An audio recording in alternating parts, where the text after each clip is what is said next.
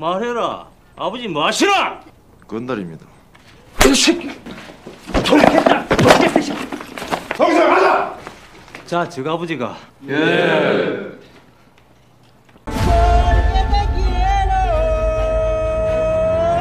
Halo semuanya, kembali lagi dengan Mimin di Jalangan Film. Oke, di video kali ini aku akan bercerita tentang satu buah film yang cukup jadul. Film ini rilis pada tahun 2001. Film ini berjudul Friend. Film ini bermula pada tahun 1970. Terlihat 4 anak kecil sedang bermain bersama. Mereka adalah Jeonsok, Dongso, Sangtaek, dan Jongho. Keempat murid ini menjadi sahabat dekat yang sering menghabiskan waktu bersama. Singkat cerita, pada tahun 1976, terlihat Jongseok sedang makan bersama dengan ayahnya. Tiba-tiba saja ketiga sahabatnya datang dan memanggilnya dari luar. Mendengar panggilan dari sahabatnya itu, dengan semangat Jongseok langsung ingin pergi bermain. Tapi ayahnya melarangnya karena makanannya belum dihabiskan. Apapun perintah dari ayahnya itu tak pernah dibantah oleh Jeonsok karena ayahnya adalah seorang petinggi gangster yang sangat disegani. Setelah selesai makan, Jeonsok pun menemui teman-temannya. Sepanjang perjalanan, Jongho yang berwatak polos mengajak mereka untuk main ke rumahnya. Ibu Jongho baru saja membeli VCD dari Jepang. Karena penasaran, mereka pun memutar salah satu kaset itu. Ternyata kaset itu berisi film dewasa. 진짜 녹음기처럼 내는지 봐야지. 여자 저거를 유식하면 뭐라고 하는지. Setelah melihat video itu, jiwa bisnis mereka pun langsung keluar. Mereka memiliki ide untuk menjual majalah dewasa milik Ibu Jongho di sekolah. Mengingat koleksi majalah dewasanya cukup banyak di rumah. Setelah selesai menjual majalah dewasa, keempat sahabat ini pun berjalan-jalan di pelabuhan. Jeonsok bertemu dengan seorang gangster bernama Pak Kim. Pak Kim ini adalah kawan dekat ayahnya Jeonsok dan mereka juga sudah cukup akrab. Dari sini kita tahu jika masa kecil Jeonsok sudah sangat dekat dengan dunia gangster. Setelah pertemuan itu, persahabatan mereka semakin dekat dan begitu menyenangkan. Mereka selalu menghabiskan waktu bersama-sama dan saling menjaga satu sama lain. Singkat cerita, 5 tahun kemudian persahabatan mereka masih berlanjut hingga di bangku SMA. Pada saat itu, di sekolah sedang diadakan sebuah festival sekolah. Acara itu begitu meriah karena band sekolah tampil dengan vokalisnya yang bernama Jinsok, yaitu seorang gadis cantik yang menjadi primadona di sekolah. Kecantikannya membuat Sangtaek dan Dongso sangat tertarik. Bahkan lagu yang dinyanyikan oleh Jinsok pun sering diputar di radio milik Sangtaek. Ketika pelajaran, Jongho yang sedang asik sendiri diberikan pertanyaan oleh Pak Guru dan disuruh untuk membuka buku pelajarannya. 새로 쓰일 때 예문안 말해볼 사람. 어이 맨 뒤에 찌 같은 새끼 이사 댕긴다고 욕 본다. Sayangnya Jongho tidak bisa menjawab pertanyaan itu sehingga membuat Pak Guru jadi penasaran dan kemudian membuka isi tas itu. Tapi ternyata bukan buku yang ada di dalam tasnya, melainkan seperangkat alat bangunan. Akibatnya Jongho mendapat hukuman dari Pak Guru. Begitu juga dengan Dongso yang juga diberi hukuman oleh Pak Guru. Dan setelah itu giliran Jongso yang ditanya mengenai pekerjaan ayahnya. Jeonsok dengan jujur mengatakan bahwa ayahnya adalah seorang gangster. Guru itu mengira Jeonsok telah berbohong dan langsung memukulnya. Karena merasa muak, mereka memutuskan untuk meninggalkan kelas sehingga mereka diskors oleh sekolah. Pak Guru yang penasaran dengan perkataan Jeonsok tentang ayahnya kemudian menanyakan kepada salah satu murid. Ternyata memang benar jika ayah Jeonsok adalah seorang gangster terkenal. Bahkan Jeonsok juga dikenal sebagai ketua gangster di sekolah mereka. Dan Dongso adalah wakilnya. 선생님 실수하시는데 예. 그런데 돈방중으로 내보고 실수했느니 뭐했느니. Di sisi lain, ketika pulang sekolah, Jongho mengajak Sangtaek untuk bertemu dengan Jinsok. Dan pertemuan itu dilakukan di rumah Jeonsok. Ternyata Jeonsok ini sudah kenal dengan Jinsok lewat temannya yaitu Doroku. Keesokan harinya, keempat sahabat ini pun sedang berkumpul di rumah Jeonsok. Di sana juga ada Doroku dan beberapa wanita cantik termasuk Jinsok. Sangtaek yang pendiam tampaknya perlu beradaptasi dengan kehidupan bebas seperti teman-temannya. Di sini, Jeonsok ingat jika Sangtaek menyukai Jinsok dan berniat untuk menjodohkan mereka. Namun Dongso tak terima dengan perjodohan itu karena ternyata dia juga menyukai Jinso. Dongso mengira jika Jonso lebih memihak kepada Sang Taek daripada dirinya. Walaupun begitu, dia tak berani protes ataupun melawannya. 내는 뭔데? 내는 네 시다바리가 죽고 싶나?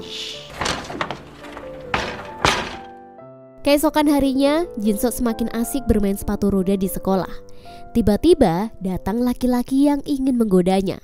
Sang Taek yang melihat kejadian itu pun langsung menghajarnya. Namun, laki-laki brengsek itu malah mengeluarkan pisau dan mengancam Sang Taek. Melihat temannya terpojokan, Jongso dan Dongso kemudian datang dan langsung menghajar laki-laki itu beserta teman-temannya. Di sini tak ada yang berani melawan, mengingat Jonsok adalah ketua gangster di sekolah itu. Setelah kejadian itu, mereka berempat berkumpul.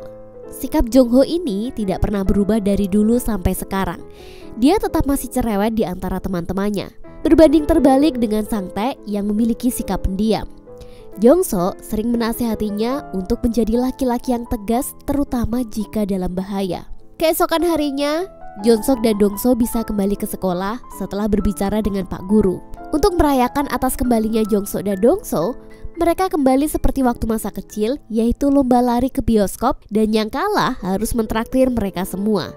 Ketika sampai di bioskop, ternyata banyak pelajar yang ingin menonton film di sana. Sebelum film dimulai, Sang Taek dan Jongho mampir ke kamar mandi terlebih dahulu. Namun sialnya, mereka harus berurusan dengan berandal-berandal rese saat di toilet.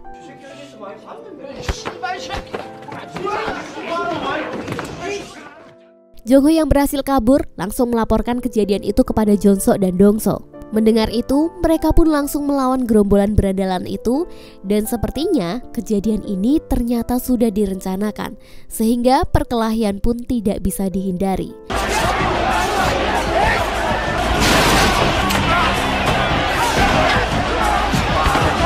Setelah kejadian itu, Sang Taek harus dibawa ke rumah sakit. Dongso yang muak dengan semua ini memutuskan untuk pergi ke sekolah dan mengancam Pak Guru. Akibat dari perkelahian itu, Dongso, Jongsho, dan Jongho dikeluarkan dari sekolah. Sementara Sang Taek hanya mendapatkan hukuman diskors dari sekolah. Beberapa hari kemudian, Sang Taek yang sudah pulih memutuskan untuk kabur dari rumah dan akan pergi ke Seoul. Dia pun mengajak Jongso untuk pergi bersamanya. Namun, Jongso malah mengajak Sang Taek untuk jadi gangster bersama di kota itu. Karena menurut Jongso, dia tidak memiliki pilihan lain selain jadi gangster. Karena lingkungan masa kecilnya dulu selalu dipenuhi dengan kegiatan gangster, ditambah lagi ayahnya juga seorang ketua gangster. Singkat cerita, 3 tahun kemudian, Sang Taek dan Jongho yang sekarang menjadi mahasiswa telah kembali ke Seoul. Saat itu mereka sedang di depan rumah Jongso. Mereka terkejut saat pintu dibuka oleh Jinso. Ternyata mantan pacar Sang Taek ini sekarang telah menjadi istri dari Jongso. Mereka pun bertemu Jongso yang kondisinya sangat memprihatinkan karena dia telah menjadi pecandu narkoba. Sang Taek sangat kaget melihat Jongso terus memanggil Jinso dengan cara yang tidak sopan. Tingkah laku Jongso yang terus memaki membuat Jinso seperti tak tahan lagi. Mendengar kabar Sang Taek dan Jongho yang kini menjadi mahasiswa, membuat Jongso bangga dengan mereka. Beda halnya dengan dirinya yang jadi berandalan dan tak ada masa depan. 시벌려나 잘생긴 대학생 친구들이 오니까 아이 개같아요 오늘 시원한 꼬마 찾아가라. Setelah kunjungan itu, Sang Taek dan Jongho pun pulang. Namun, Sang Taek menyempatkan diri untuk bertemu dengan Jinso karena merasa kasihan dengan kondisinya. Ternyata Jinso menjadi seperti itu karena sangat terpukul setelah ibunya meninggal. Karena prihatin, Sang Taek balik lagi ke rumah Jonso dan bertanya mengenai kabar Dongso. Ternyata Jonso terakhir bertemu dengan Dongso ketika mereka masih di penjara. Jonsok yang sangat sayang kepada ibunya meminta Sang Taek membelikan sebuah kartu Natal untuk ibunya yang sudah tiada. Beberapa hari kemudian, ayah Jonsok dan Pak Kim pun bertemu. Jonsok yang mulai membaik dari sakaunya memberikan asbak kepada mereka. Namun ternyata ayah Jonsok sangat kecewa karena anaknya menjadi pecandu narkoba dan tidak memiliki masa depan. Oleh karena itu, ayah Jonsok tak yakin jika anaknya itu bisa meneruskan menjadi pemimpin gangster. Hal itu pun dimanfaatkan oleh Pak Bon yang menjadi bandar narkoba. Pak Bon memanfaatkan situasi ini dan menawarkan Jonsok untuk gabung dengannya. Namun, Jongsok menolaknya karena dia ingin memiliki gangster sendiri. Tak terima dengan penolakan itu, akhirnya membuat Pak Bon menyayadahi Jong-sok sebagai peringatan. 괜찮다. 니캉 행동캉 얼마나 잘 나가는지. Di sisi lain, Dong-so sudah bebas dari penjara dan disambut oleh ayahnya. Setelah keluar dari penjara, kesempatan ini tidak akan disia-siakan oleh Pak Bon. Dong-so mendapatkan tawaran dari Pak Bon untuk membunuh seseorang dan akan diberi imbalan 10 juta yen jika berhasil melaksanakan misi rahasia ini. Karena terhimpit ekonomi, Dong-so menerima tawaran misi rahasia ini. Keesokan harinya, Jong-sok harus menerima kenyataan pahit karena ayahnya telah meninggal. Dong-so dan Jong-ho pun menjenguknya. Sayangnya, Sang Taek tidak bisa datang karena masih bertugas menjadi tentara. Setelah acara pemakaman selesai, mereka pun merokok bersama di pinggir jalan. Dong-so mengungkapkan bahwa esok hari dia akan bergabung dengan geng Pak Bon. Mendengar itu, Jong-sok pun tidak setuju jika Dong-so bergabung dengan Pak Bon. Karena Jong-sok sudah mengetahui jika Pak Bon bukanlah seorang gangster, melainkan penjahat yang menjual narkoba kepada anak remaja. Singkat cerita, 6 tahun kemudian, di tahun 90-an, tiba-tiba di tengah jalan, sebuah taksi diberhentikan oleh segerombolan gangster yang ternyata itu adalah Jong-sok yang sengaja menjemput Sang Taek yang sedang pulang. Setelah itu Jong-sok mengajak untuk makan bersama. Mereka saling bertukar cerita tentang kehidupannya masing-masing. Jong-sok juga cerita jika kini dirinya sudah menjadi bos gangster yang baik. Di sisi lain, Dong-so dan geng Pak Bon memiliki proyek infrastruktur besar berupa pembangunan apartemen. Tidak ingin kehilangan tempat proyek itu, Dong-so mengancam pemberi proyek dengan foto-foto mesumnya. Meski berada dalam lingkungan gangster yang sama, Dong-so dan Jong-sok bergerak dalam bidang yang berbeda. Jong-sok bergerak di bidang perikanan, sementara Dong-so bergerak di bidang properti. Namun, pertikaian antara dua gangster ini sering terjadi karena Pak Bon selalu ingin merebut semua sektor dan ingin menjadi nomor satu. Bahkan, tangan kanan Jong-sok ingin menghabisi Dong-so. Namun Jong-sok melarangnya karena Dong-so adalah sahabatnya sendiri. Namun mengingat persahabatan lama mereka, Jong-sok enggan menerima usulan itu dan berusaha membangun kembali persahabatan di antara mereka berempat. Dia mengajak Dong-so untuk bertemu di kafe. Sayangnya Dong-so tidak hadir. Hanya ada Jong-so, Sang Taek, dan Jong-seok. Kedua temannya menyesali Dong-so yang tidak bisa datang dalam pertemuan itu. Di sisi lain, Dong-so terlihat bertengkar dengan ayahnya yang tidak ingin menerima uang hasil dari kegiatan gangster. Dan di waktu yang sama, polisi dan pemerintah sedang giat-giatnya memberantas gangster. Hal ini berdampak kepada Pak Kim, yaitu ayah rekan Jong-sok yang terpaksa mendekam di penjara atas perintah dari Pak Bon. Di sisi lain, ada 3 gangster yang ingin membunuh Dong-so. Namun upaya mereka membunuh Dong-so tidak membuahkan hasil karena Dong-so berhasil mengalahkan mereka semua.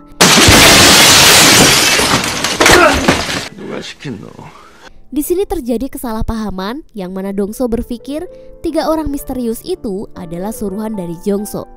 Akibat kejadian itu membuat Dong-so menyerang markas pelabuhan ikan milik Jong-so. Pertempuran itu pun membuat tangan kanan Jong-sok tewas akibat tertusuk pisau Dong-so. Pada saat kejadian itu, sayangnya Dong-so tak menemukan Jong-sok yang ada di sana. Di tempat lain, Jong-sok tengah melatih pasukannya jauh dari pelabuhan. Jong-sok pun telah mendengar kabar tentang penyerangan itu dan memutuskan untuk bertemu dengan Dong-so yang merupakan teman sekaligus musuhnya. Ia mengajaknya ke bandara untuk berpisah dengan Sang Taek yang akan berangkat ke luar negeri melanjutkan studinya. Dia juga mengatakan jika dirinya akan pergi ke Hawaii dengan harapan bahwa saat dia kembali, semuanya akan berubah seperti sedia kala. Namun ketika Jong-sok pergi dan membuka pintu, ada 2 orang yang siap membunuhnya. Dong-so dengan cepat mencegahnya. Dia tidak ingin ada pertumpahan darah, terlebih pada hari ini merupakan peringatan kematian ayah Jong-sok. Setelah mengenang persahabatan mereka dulu, Dong-so berubah pikiran dan memutuskan untuk pergi ke bandara dan mengucapkan salam perpisahan kepada Sang Taek. Sayangnya, keputusan ini menjadi petaka bagi Dong-so. Ketika di depan sebuah klub malam, dia ditikam oleh anak buah Jong-sok.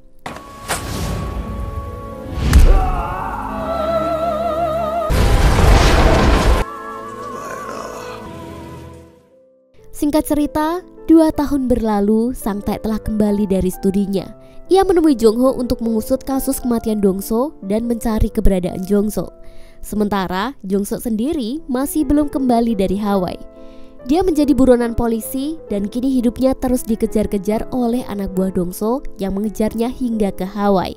Adegan beralih ke Jongso yang baru saja terlibat perkelahian dengan polisi. Akibat kejadian ini membuat pihak kepolisian mengetahui identitas asli Jong-sok dan menangkapnya. Sementara Jong-ho langsung menjenguknya. Dia pun mencoba membantunya untuk keluar dari penjara dengan berbagai teori. Ia seolah tidak percaya bahwa Jong-so adalah dalang di balik pembunuhan Dong-so. Sama halnya dengan ayah Dong-so yang meyakini jika Jong-so bukanlah pembunuhnya. Jong-so pun hanya diam saja dan tidak menanggapi pembelaan dari mereka. Ketika Jong-so diadili, dia diberikan banyak pertanyaan mengenai pertemuan terakhirnya dengan Dong-so. Di sini Jong-so tidak bisa berkata-kata lagi karena merasa bersalah. Jong-so pun akhirnya mengakui perbuatannya itu yang sudah membunuh sahabatnya sendiri. Tak lama kemudian, Sang Taek mengunjungi Jong-so di penjara. Awalnya mereka berbicara tentang kabar masing-masing. Namun pembicaraan itu menjadi canggung ketika Sang Taek menanyakan alasan Jong-so membunuh Dong-so. Jong-so mengungkapkan bahwa itu adalah resiko menjadi seorang gangster. Bahkan teman bisa menjadi musuh. Sang Taek berjanji akan sering mengunjungi Jong-so di penjara. Adegan pun flashback ketika keempat sahabat ini masih kecil. Saat itu mereka sedang bersenang-senang bermain di pantai. Mereka merindukan waktu-waktu indah di masa lalu. Ketika hidup lebih menyenangkan dan mereka masih bisa bersama serta menikmati waktu bersama. Dan film pun tamat.